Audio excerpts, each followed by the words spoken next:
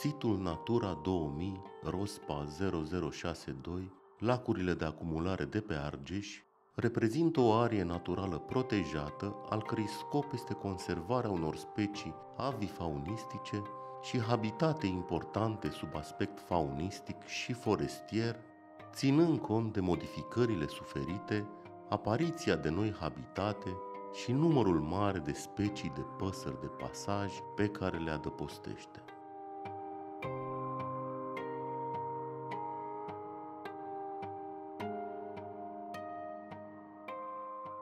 Situl ocupă o suprafață de 2260 de hectare, se desfășoară în zona continentală și cuprinde platforma dintre râurile Argeșel și Argeș, cunoscută sub denumirea geografică de Platforma Argeșului.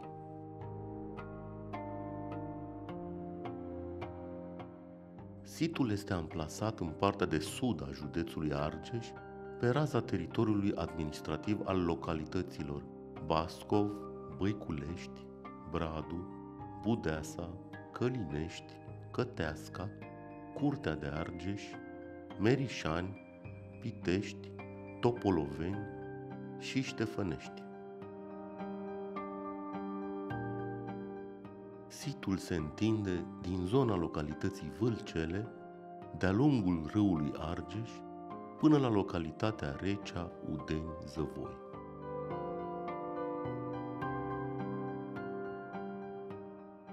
Lacurile care compun situl sunt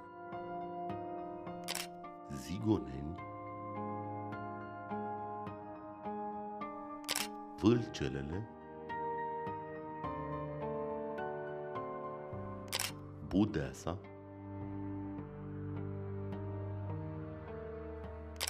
Bascov, Pitești Pruntu și Golești.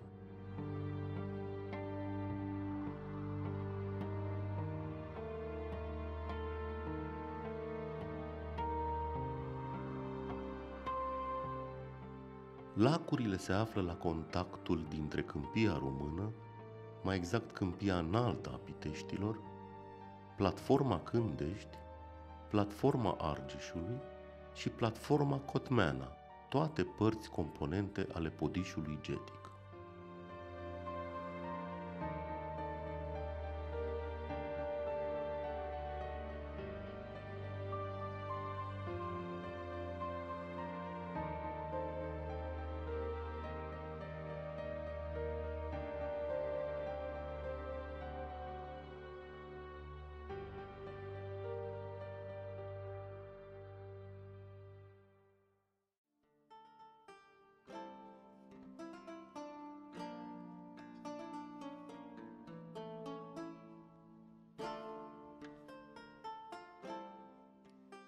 Lacul de acumulare Zigoneni este situat în aval de Curtea de Argeș, accesul la acesta putându-se realiza de pe drumurile 7C și 704H.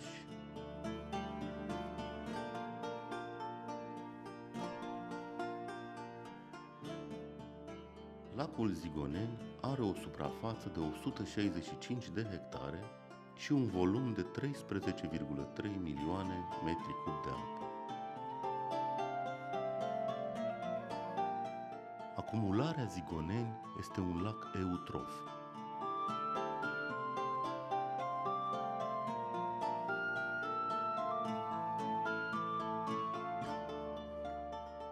Din punct de vedere al calității apei, Zigoneni se înscrie în clasa 1 de calitate.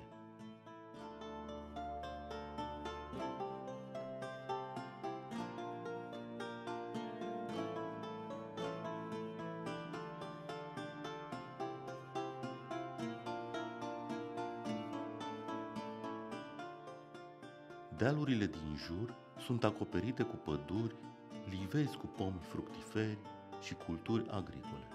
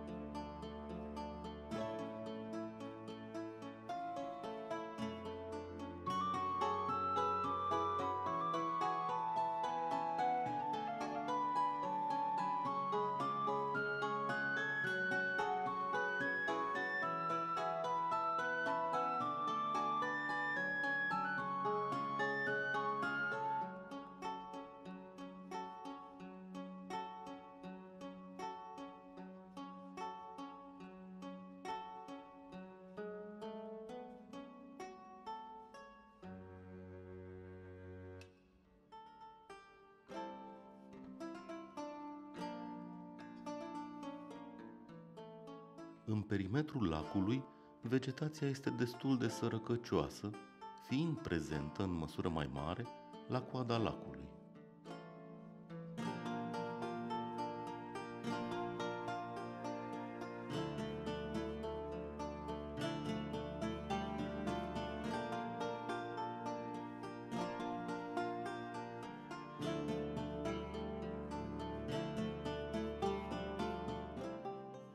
Pe malul drept există o reminiscență a fostelor zăvoaie din zonă.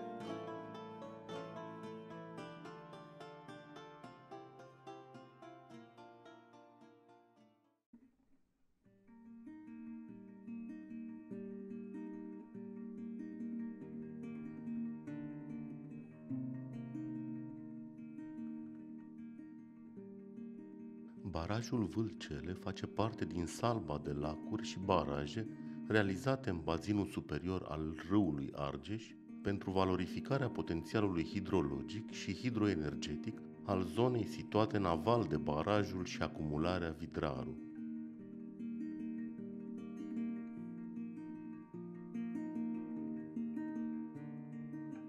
Acumularea Vâlcele este situată în județul Argeș, în lungul drumului național DN7, ce leagă municipiile Pitești și Curtea de Argeș.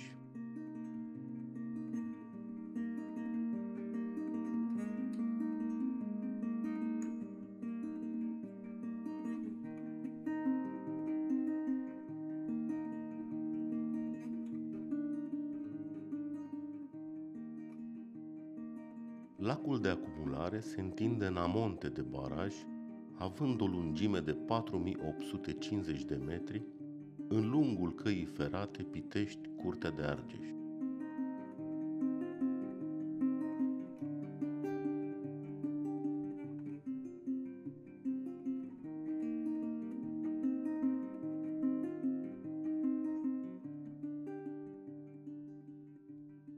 Conform datelor furnizate de Direcția Apelor Argeș, Vedea, Pitești, lacul Vâlcele are o suprafață de 429 de hectare și 41 de milioane de metri cub de apă.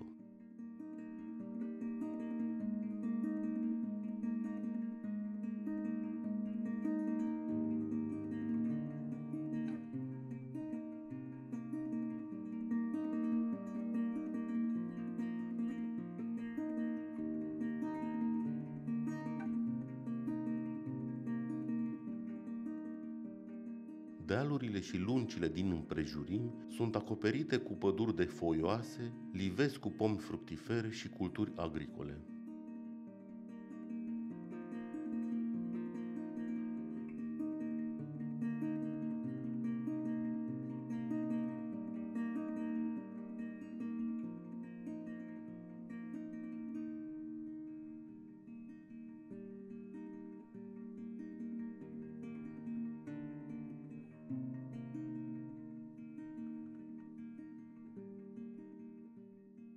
Acumularea Vâlcele este un lac eutrof.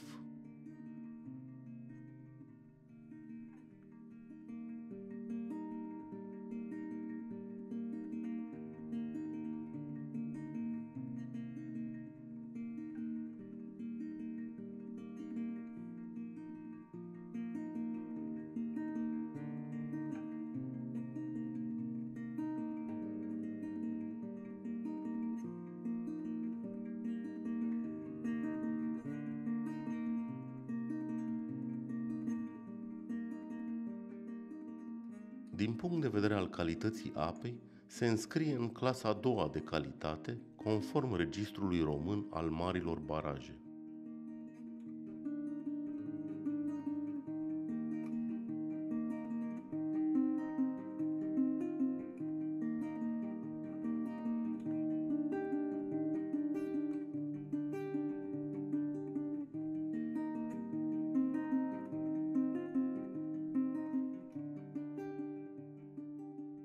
Vegetația palustră tipică este sărăcăcioasă și ocupă suprafețe restrânse spre coada lacului.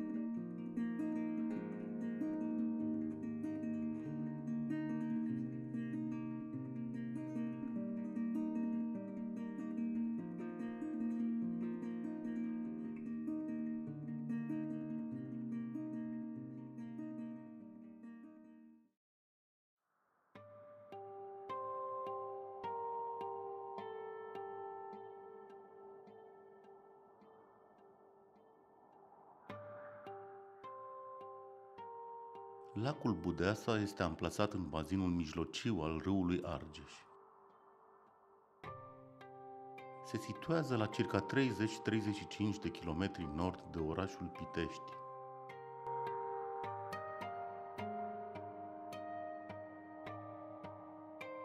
Lacul de acumulare se desfășoară pe o lungime de 5,5 km de la coada lacului Bascov până în dreptul comunei Merișani.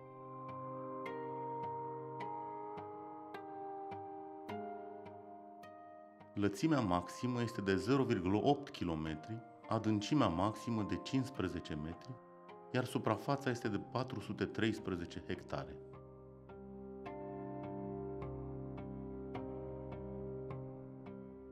Anul punerii în funcțiune este 1978.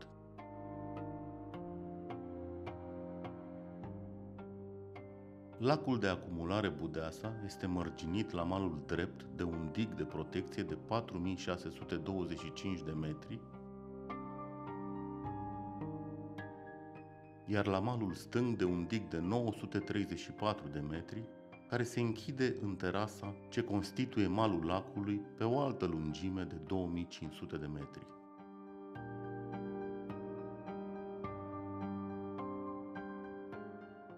Plin, lacul ocupă o suprafață de 643 de hectare. Barajul este asemănător celorlalte baraje din amonte de pe cascada Argeșului, de tip etajat cu timpan de reținere.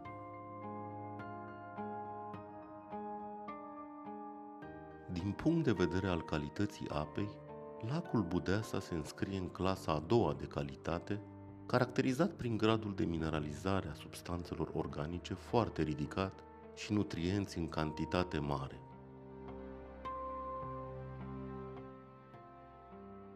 Gradul de poluare este moderat.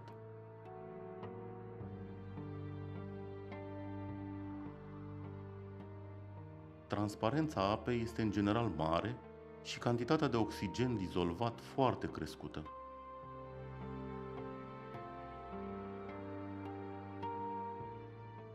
Împrejurimile sunt acoperite cu păduri de foioase, livezi cu pomi fructiferi și culturi agricole.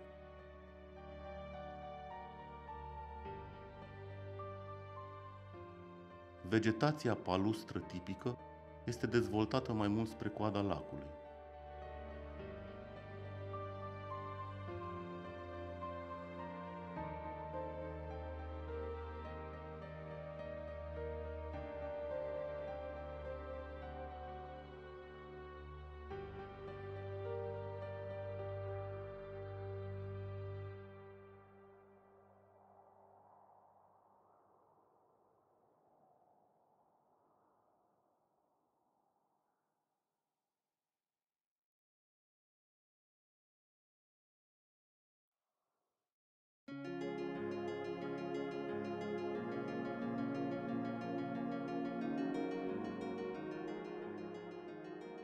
Lacul de acumulare Pitești-Prundu a fost construit în imediata apropiere a orașului Pitești între anii 1967 și 1971. Lacul Pitești-Prundu are o suprafață de 122 de hectare, o lungime de 4220 de metri și un volum inițial de 4,5 milioane de metri cubi. Lacul a fost realizat în scopuri economice, alimentarea cu apă a Arpechim Pitești S.A., a sistemului de irigații Ștefănești-Călinești, producerea de energie electrică prin centrala hidroelectrică Prundu, dar și pentru agrement. Colectând totodată și apele râului Doamnei, lacul este situat la zona de contact a 3 mari unități geomorfologice: Piemontul Cândești la nord-est, platforma Cotmeana la nord-vest și Câmpia Română, cu subunitatea Câmpia Înaltă a Piteștiului la sud. Lacul face parte din terasa inferioară a râului Argeș, cu o altitudine cuprinsă între 200 și 300 de metri. Colmatarea lacului este foarte accentuată, ceea ce determină o exploatare fără tranșe de atenuare la viituri.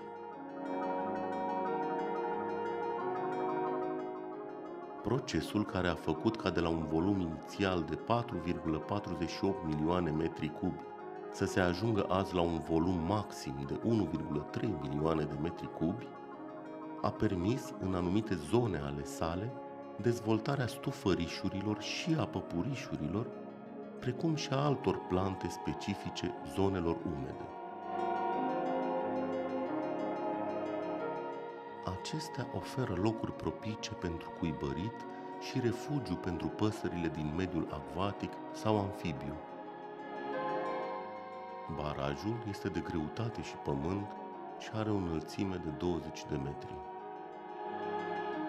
Lacul este înconjurat de o șosea de centură intens circulată. În amonte, peste râul Argeș și râul Doamnei, trec alte șosele cu trafic intens către Câmpul Lung și Topoloveni. Pe malul drept al acumulării se află orașul Pitești, iar pe malul stâng satul Zăvoie.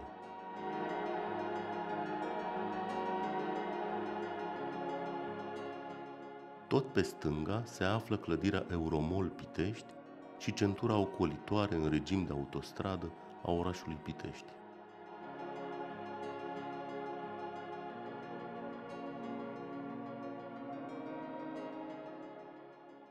În primăvara anului 2007 a fost distrusă vegetația palustră, stufăriș și păpuriș și lemnoasă pe o suprafață mare de teren, de pe porțiunea de pământ formată în interiorul lacului, în scopul construirii unei baze de agrement.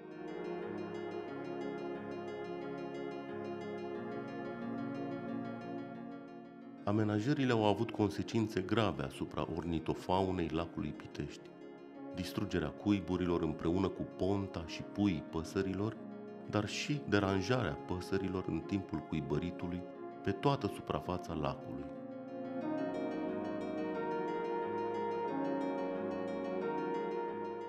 În anul 2009, anumite lucrări au fost sistate și zona a fost deranjată doar de pescari și de localnici.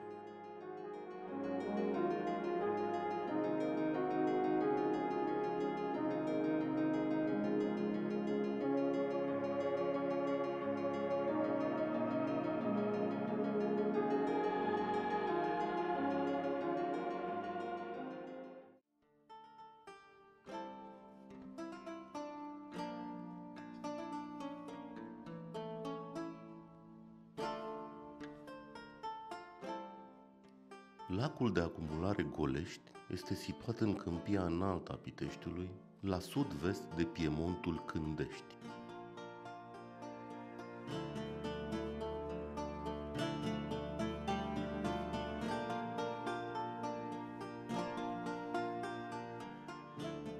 Este un baraj de greutate și de pământ, construit pe pietrișuri, nisipuri, argile, marne.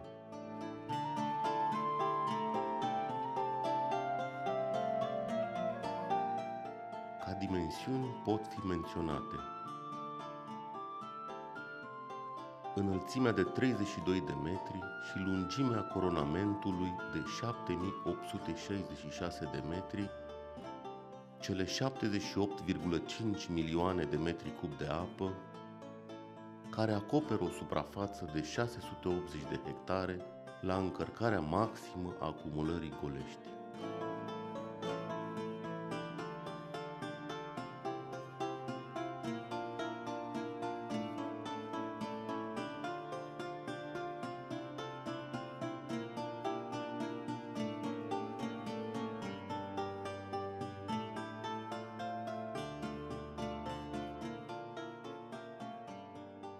Se învecinează pe malul stâng cu un teren agricol aparținând de localitatea Ștefănești, sat Golești.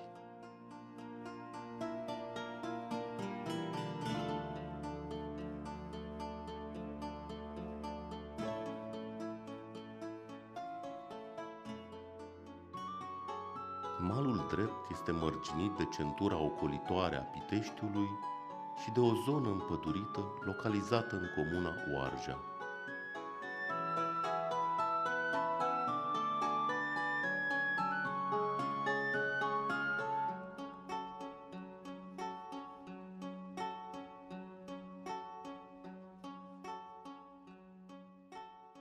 Lacul este mărginit de autostradă pe o porțiune însemnată, care, de altfel, îl și traversează pe la capătul din Amonte împreună cu calea ferată.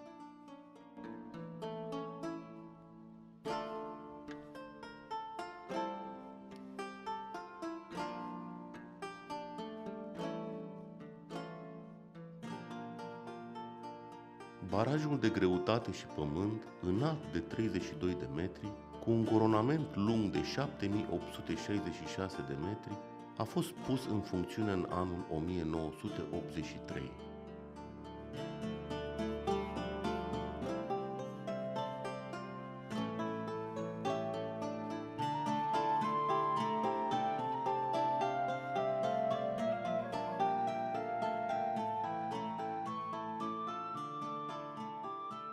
Debitul lacului Golești crește datorită viiturilor datorate precipitațiilor relativ uniforme în zona de munte, de deal și de platformă.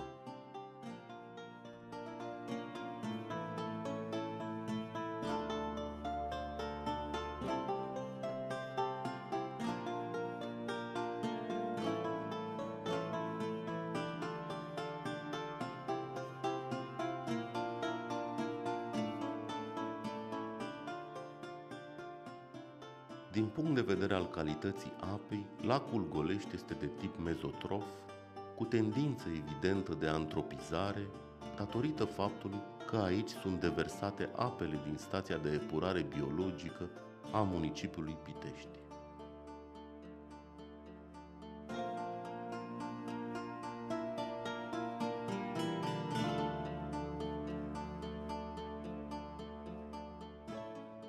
Amenajările hidrotehnice au provocat transformări puternice ale mediului din zonele limitrofe.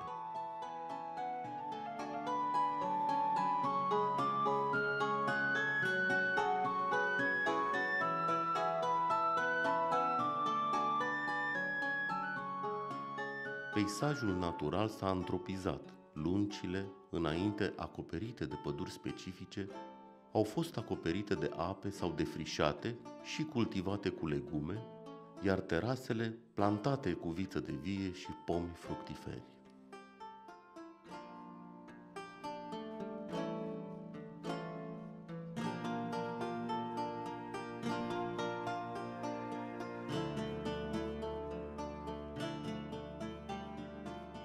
Aceste mari acumulări de apă au dus la modificări calitative și cantitative ale avifaunei, iar păsările de baltă, sedentare sau migratoare, atrase de întinsele suprafețe de apă, sunt prezente permanent în număr din ce în ce mai mare.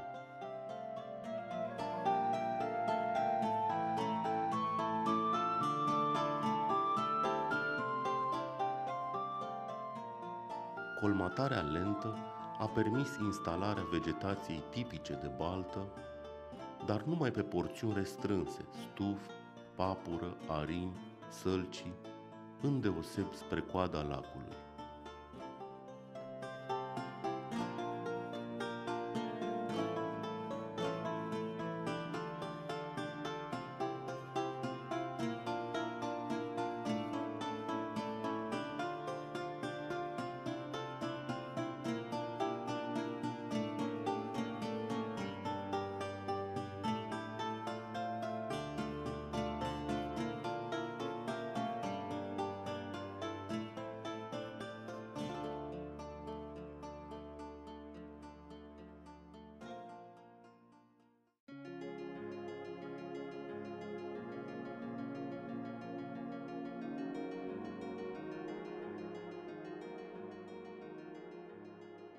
Avifauna sitului Natura 2000 ROSPA 0062, lacurile de acumulare de pe Argeș, cuprinde următoarele specii de importanță comunitară: stârcul galben, egreta, sfrânciocul roșiatic, cufundarul mic, buhaiul de baltă, lebăda de iarnă,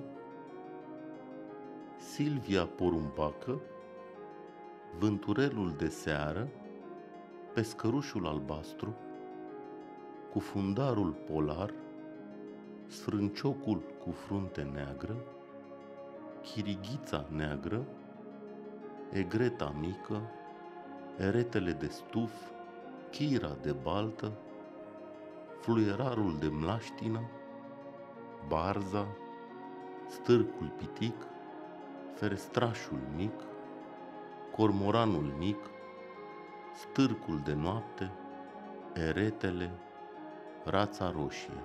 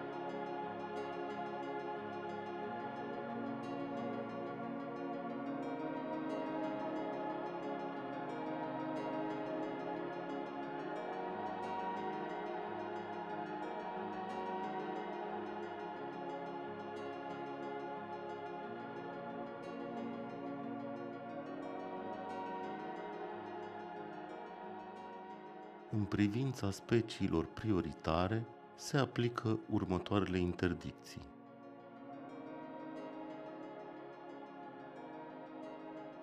Orice formă de capturare sau ucidere deliberată a specimenelor din aceste specii din natură.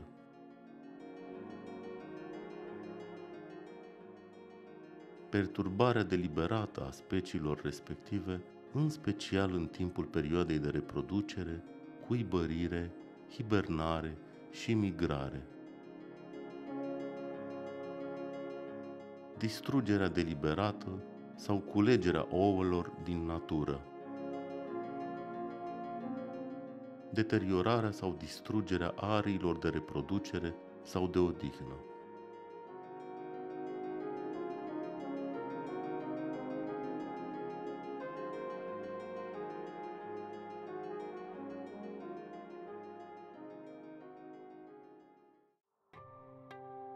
Care sunt principalele amenințări la adresa sitului? defrișările, împădurirea haotică, activitatea de pe drumurile limitrofe, lucrările hidrotehnice,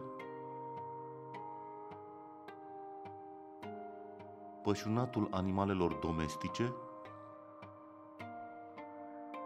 depozitarea de deșeuri, accesul necontrolat, incendiile, activitățile agricole, urbanizarea.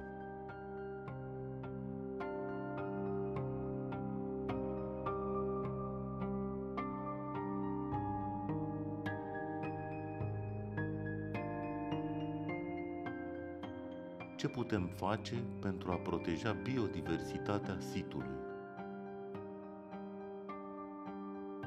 Să nu deranjăm coloniile de păsări, să nu tăiem arbori și arbuști,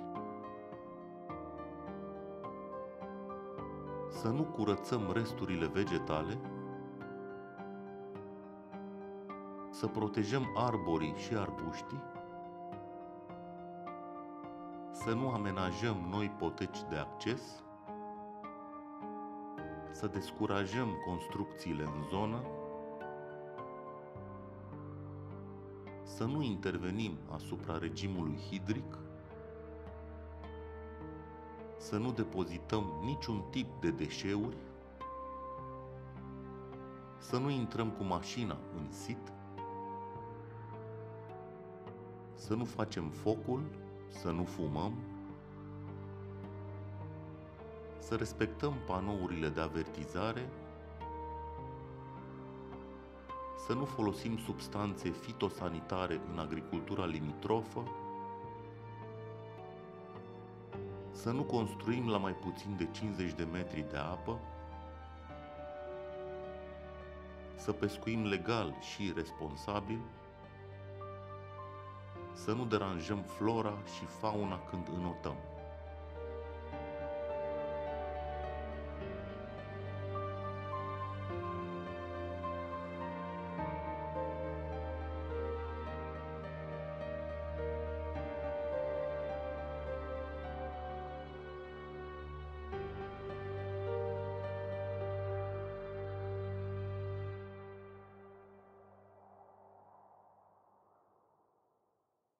Proiect cofinanțat din Fondul European de Dezvoltare Regională prin Programul Operațional Infrastructură Mare 2014-2020.